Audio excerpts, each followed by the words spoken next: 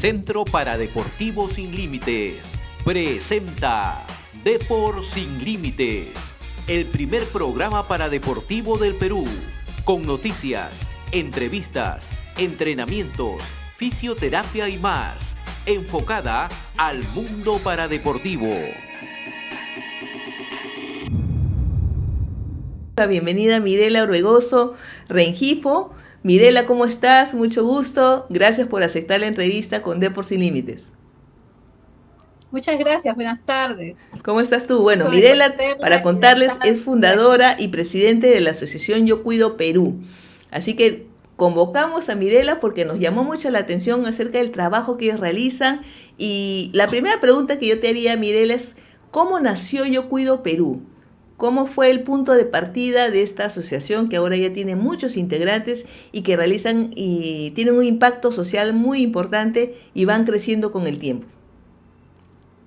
Muchas gracias. Sí, justamente la iniciativa Yo Cuido Latinoamérica surge en Chile a través de la compañera Mariela Cerey, que fue la fundadora ya, y nosotros nos sumamos a la red latinoamericana Yo Cuido, que tiene presencia también en México, en Guatemala, tenemos aliados, Argentina, Colombia y así en otros países. Entonces, como red, nosotras a partir del 2019 nos sumamos a esta iniciativa y mi persona junto con otras compañeras prácticamente fundamos Yo Cuido Perú. Excelente. Mirela, me gustaría un poquito preguntarte a nivel personal, creo que los testimonios de vida son muy importantes para que nuestro público pueda conocer qué importante es que el familiar de una persona con una condición o una discapacidad tenga una resiliencia, que se reprograme, se reformule una nueva estilo de vida tal vez, ¿no? Frente a una situación de discapacidad. Si tú nos puedes contar, digamos, desde tu punto de vista personal, ¿qué te llamó? ¿Cómo fue tu decisión para formar esta asociación?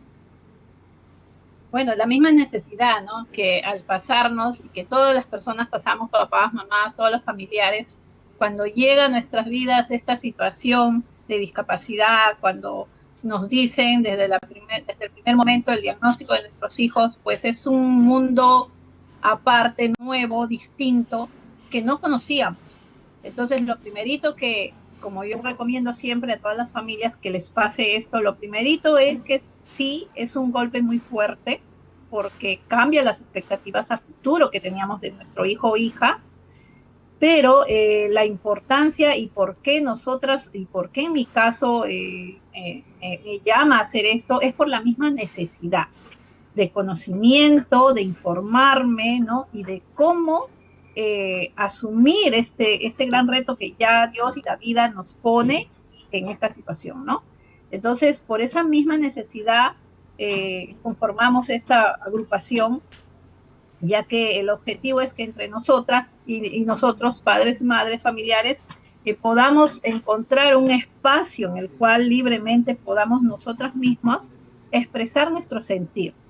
Entonces, desde ese momento que sucede, como le sucede a todos, que generalmente no sabemos nada del tema, y para empezar, el tema psicológico, más que nada, que le damos desde un inicio la importancia a nosotros, es de que el golpe es tan fuerte que debido a esto, si no tenemos las herramientas adecuadas, el acompañamiento adecuado, los profesionales ahí presentes, ¿no? La intervención oportuna, puede a la larga, no solamente como familiares a cargo del cuidado, sino también que nos agobie físicamente, emocionalmente, sino también que esto se traslade y se refleje en nuestros hijos, ¿no? Y que en lugar de apoyarlos a que avancen, pues más bien no se tenga una cultura de prevención y haya mucha dependencia y mucha severidad, que es el objetivo de que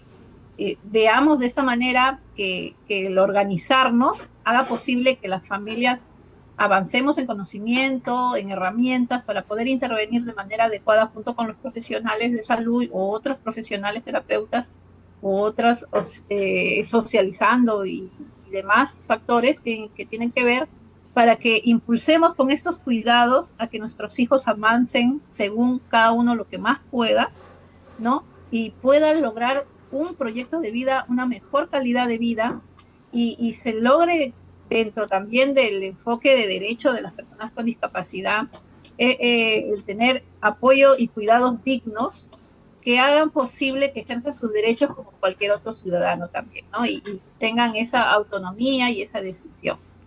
Excelente, claro que sí. Bueno, los padres, como tú bien dices, o los cuidadores, nos enfrentamos día a día a situaciones impredecibles, ¿no? Frente a un diagnóstico, frente a una condición. El niño o la persona con la discapacidad no es la misma un día, el otro día es diferente.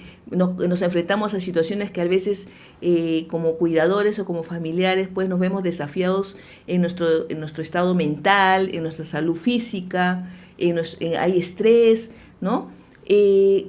Tú que tienes mucho, ya tienen tiempo porque están desde el 2019, perdón. ¿Cuáles son los principales desafíos que enfrenta el cuidador de una persona con alguna condición o discapacidad, ¿no? ¿Con qué preocupación, cómo se acercan las mamás o los padres de familia cuando llegan por primera vez hacia ustedes, ¿no? ¿Qué les cuentan? ¿En qué están? ¿Cómo es su situación? ¿Cómo se proyectan ellos? Sí, generalmente, como todos hemos pasado, sí, yo misma también, al inicio de que nos dan el diagnóstico, primeramente no tenemos conocimiento de qué están hablando, no sabemos, y no sabemos a dónde recurrir, ¿no? Entonces, generalmente pasa eso, aparte del golpe emocional, y ya empieza a haber la afectación psicológica, ¿no? Y el no saber cómo cuidar a esta persona, dependiendo del diagnóstico que tenga. También a eso se suma ese factor que sobrecarga nuestras emociones, ¿no? No solamente físicamente, sino también nuestro tiempo, de no tener un entorno adecuado, de tal forma que asegures que el cuidado sea, redundando, seguro, ¿no? Y apropiado y digno. Entonces, yendo a su pregunta, las primeras barreras que tenemos es porque no solamente hablo de zonas como Lima o urbana, que si bien sabemos que el tener un hijo con discapacidad implica 2, 3 veces, hasta mucho más, de un sobrecosto de gastos, ¿no? Para poderle darle al menos una calidad de vida posible, digna. Entonces, empezando desde ahí, la primera barrera, que no encontramos espacios o lugares o digamos, que apenas haya diagnósticos, nos acompañen de manera apropiada para lograr esas herramientas, para saber cómo enfrentar esta situación. La otra situación es que si lo encontramos, es generalmente de manera particular, los poquitos o las poquitos que puedan, ¿no? Porque no es accesible los servicios profesionales, ¿no? Atención en clínicas o X, porque a veces, bueno, no se está preparado en el sector salud o otras razones, por ejemplo, en el caso de enfermedades raras, condiciones más complejas como estar con tu niño con parálisis cerebral que necesita ventilación mecánica. Entonces, la barrera es muy grande, ¿no? Es la accesibilidad. Seguimos sufriendo con la barrera de la accesibilidad. Y más que nada que cuando ya te conviertes y te vuelves no solamente en papá, en familiar, sino mamá, familiar de tu hijo, madre o padre, sino ya prácticamente empiezas a cubrir el rol de un cuidador. Y entonces ya por ti misma y a tu forma, a tu manera, tú tienes que buscarla cómo resolver, ¿no? Para seguir preservando la vida de esta persona. Entonces la primera barrera es el conocimiento, que no es accesible. ¿Cómo hago? ¿No? ¿Quién me explica a dónde voy? El otro es falta de ingreso económico, porque al dedicarme ya al cuidar 24/7 a mi hijo o a mi hija, pues ya dejo de percibir yo un ingreso, dejo de trabajar, muchas dejan de trabajar, ¿no? Por cuidar, porque preferimos, porque no hay servicios de garantía o un servicio a domicilio o fuera para que me apoyen en el cuidado. Entonces, esta es otra barrera también. Entonces, ya la pobreza económica se aumenta mayormente, ¿no? Incrementa esa pobreza económica en casa, esa pobreza de tiempo para poder desarrollar otras cosas o emprender, si es que no tienes una red de apoyo, porque la mayoría de nuestro país, primeramente es la cabeza de familia también es la mujer, porque mayormente hay papás que huyen de la responsabilidad de cuidado y también de la responsabilidad económica, ¿no?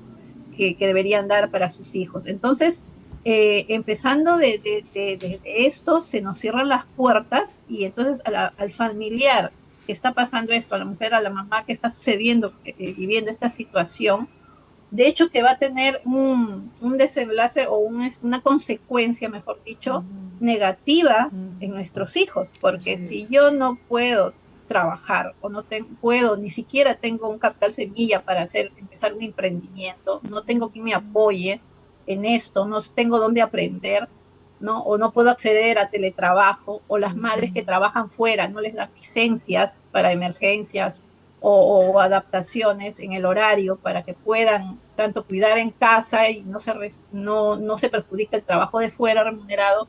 Entonces, todas esas barreras van a hacer que al final mi hijo o mi hija no pueda acceder a terapias, a medicamentos de calidad, a insumos de cuidado y aseo de calidad para que se mantenga bien día con día, y a la vez tampoco no accedo a empleo, o me botan del empleo, o vivo violencia o acoso en el empleo porque cada rato pido permiso.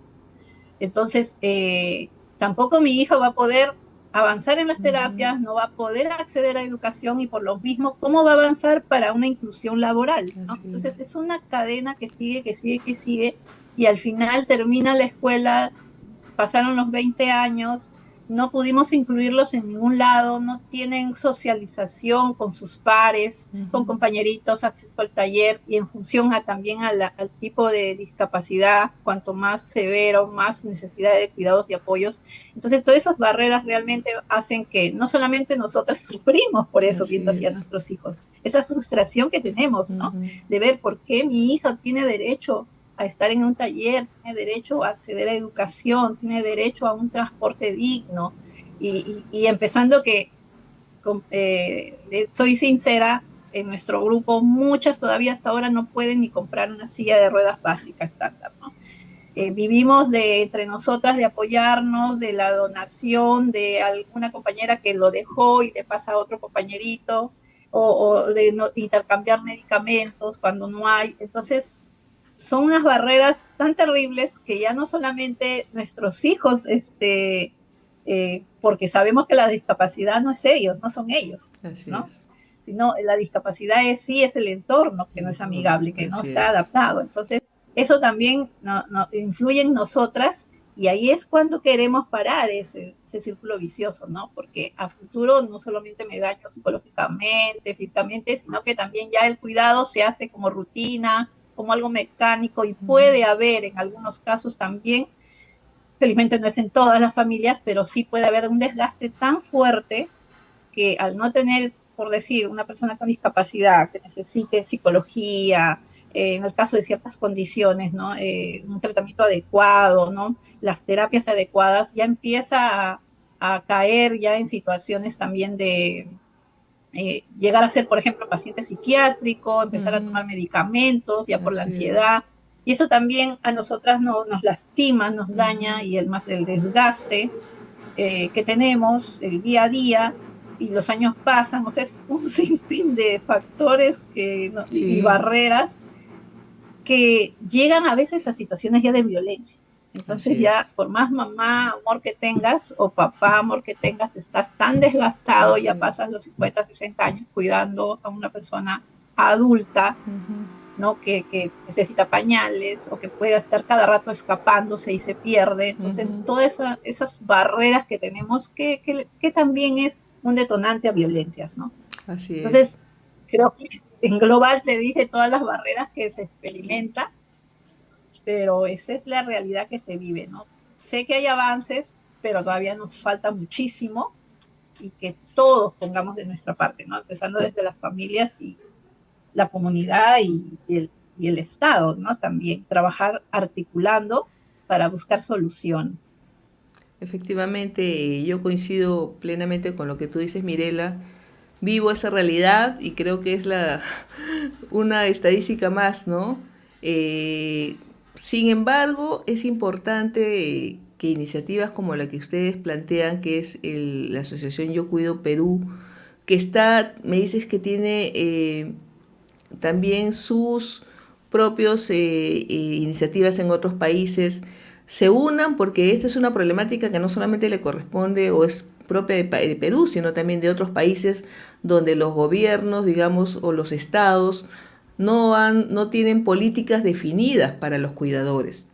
Que los cuidadores, digamos, si bien somos padres, a veces son los abuelitos, a veces son los tíos o los propios hermanos, ¿no? Fallecen los padres y son los hermanos los que tienen que asumir pues el cuidado del familiar, del hermanito pequeño, y bueno, se convierte en un desafío muy grande.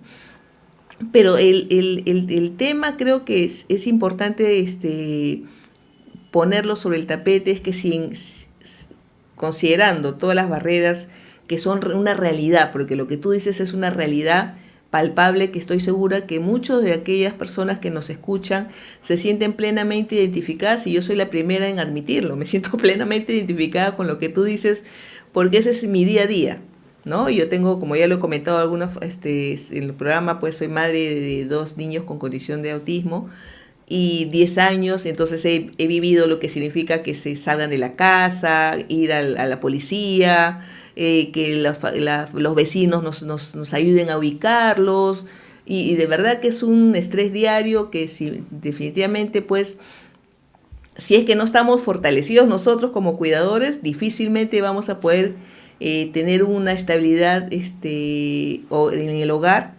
Pero cuán importante, Mirela, es el soporte de la familia, ¿no? El que la familia sea el primer soporte, el primer grupo que soporte emocionalmente y tal vez con calidad de tiempo a aquellos que vivimos la condición de un niño con alguna discapacidad. Por ejemplo, qué importante sería, por ejemplo, de que ante un caso de una condición o una discapacidad, alguien de tu familia te diga, oye Mirela, me quedo 1 hora con tu hijo, anda, tómate un refresco en la calle, anda, date una vuelta por el parque, ¿no? Esas iniciativas creo que son muy valiosas y que creo que eso también nos ayuda como sociedad a desarrollar la empatía, ¿no? Creo que esto es un llamado también a nosotros mismos y a nuestro entorno, de que no seamos indiferentes a este tipo de situaciones, que no seamos indiferentes al dolor, que no seamos indiferentes ante una crisis de un niño en la calle, que no miremos mal a aquella mamá que de repente está luchando con un niño o un joven que se autolesiona o se autoagrede, ¿no? Que seamos personas con una sensibilidad que nos permita tal vez no juzgar, sino alentar a la persona, ¿no? Y partiendo de esto me gustaría consultarte, ustedes que tienen relación con personas cuidadoras de muchos países, porque me cuentas que ahí yo cuido en diferentes países, ¿no?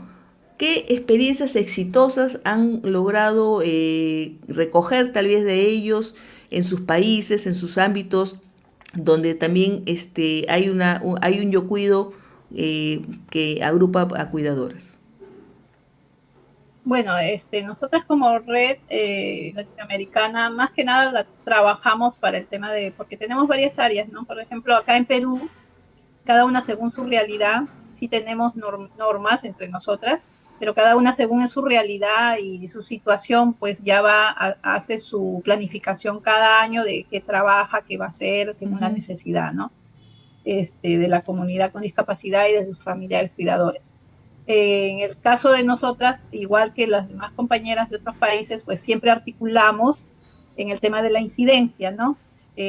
Comparamos los avances o los retrocesos que hay en cada país y en función a eso vamos buscando estrategias de qué hacer o cómo poner en la mesa, cómo lograr espacios de visibilizar la situación, no articular, buscar reuniones, mesas de trabajo, si hay algún proyecto de ley, tratar de estar presentes para dar nuestra opinión desde nuestras vivencias como familiares, ¿no?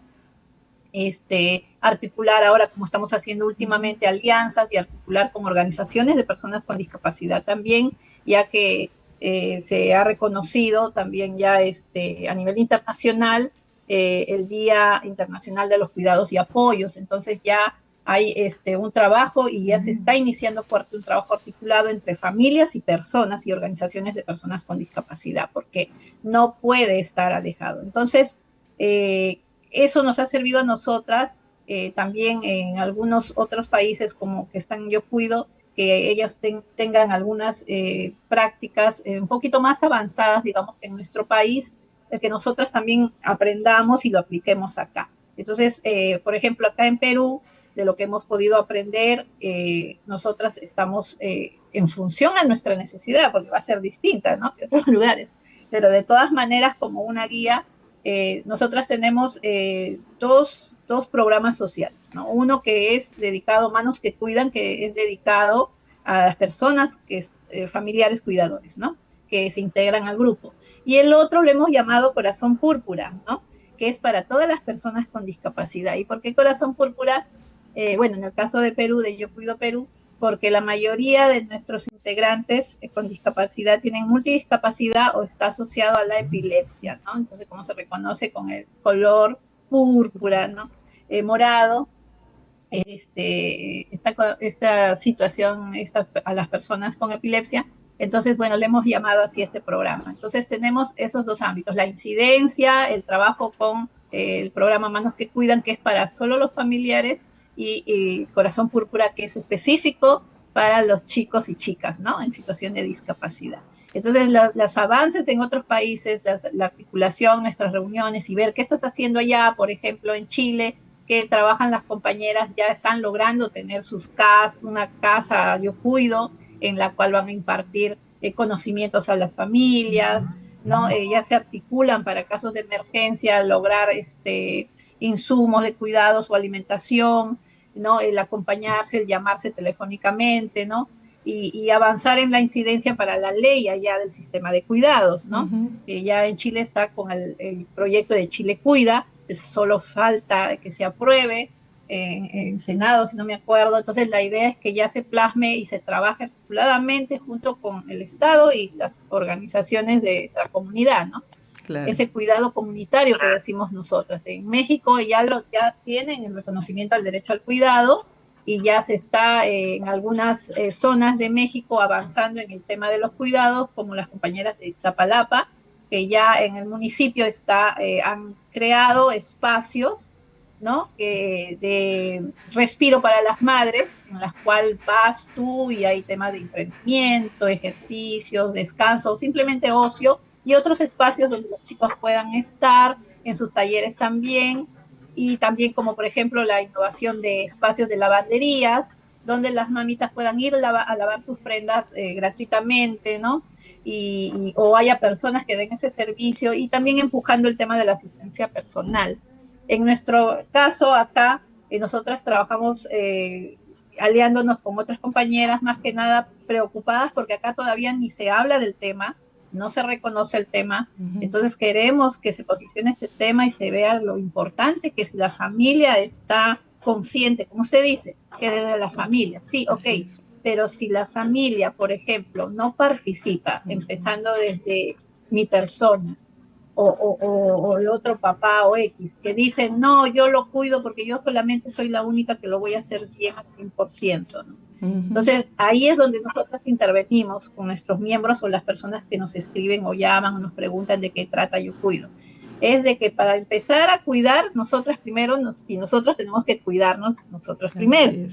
Porque en función a cómo yo me sienta y yo esté, voy a brindar esa calidad de atención y cuidados y apoyos a mi hija o mi hijo. Ahora, de ahí viene esa corresponsabilidad en familia de redistribuir estas tareas de cuidado para que no se sobrecargue una sola persona. Entonces, con el tema del programa de Manos que Cuidan, tenemos el apoyo de una psicóloga que siempre hacemos charlas gratuitas, y todas las charlas generalmente y nuestras intervenciones generalmente son virtuales o por llamadas. ¿Por qué? Porque no tenemos el tiempo, y las mamitas y los papitos no tienen el tiempo y no tienen con quién mayormente dejar a sus hijos para eventos presenciales muy seguidos. Y si hay, tampoco hay la economía para estar trasladándote, digamos, llevando a tu hijo, porque también todo eso influye. Entonces intervenimos más que nada de manera virtual, apoyando, escuchándolas, entre nosotras reuniéndonos, viendo las estrategias de una de otra, ¿no? Yo hice así, me resultó esto, y entonces ese acompañamiento entre nosotras funciona, ¿no? Y vamos como que se dice despertando y diciendo, sí, es cierto, yo cómo voy a cuidar a mi hija, con qué ganas voy a jugar con ella, si estoy estresada o me duele esto o aquello, entonces también tengo que ver mi espacio para irme a ver al médico, mi espacio para un ratito darme ese tiempito propio de ocio, ¿no? Como usted dice, pero para eso hay que empezar a aprender también a delegar, porque ante emergencias, ¿qué hacemos si no saben qué pastilla toma, cómo cambiarle el pañal? Y ahí es la importancia de la familia, que generalmente a veces he visto que puede ser indiferencia, falta de empatía de la sociedad y mucho, pero creo que desde las familias hay que trabajar eso muchísimo, porque también la falta de conocimiento hace que se comporten de esa manera. Entonces, si yo también le pongo una barrera y digo, yo solamente cuido mejor, nadie más, entonces ni mis otros hijos ni el papá se va a hacer cargo de algunos detalles.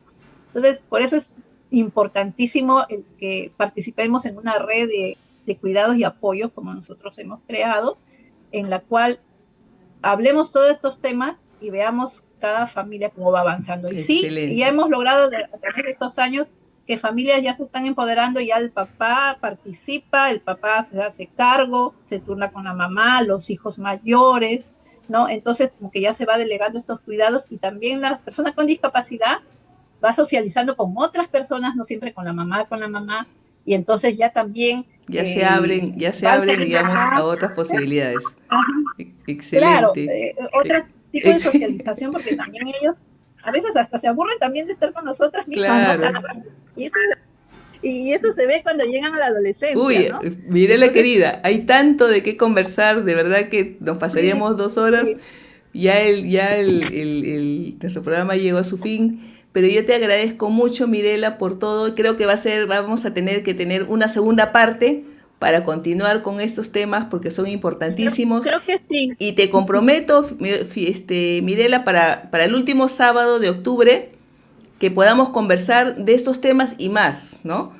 Porque estoy segura que muchas personas han quedado con la miel en los labios. Puede ser, vamos coordinando. Sí, vamos coordinando para que podamos conversar sobre esto.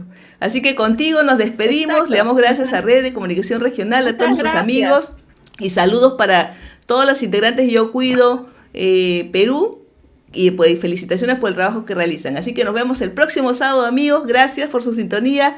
Que tengan buenas tardes.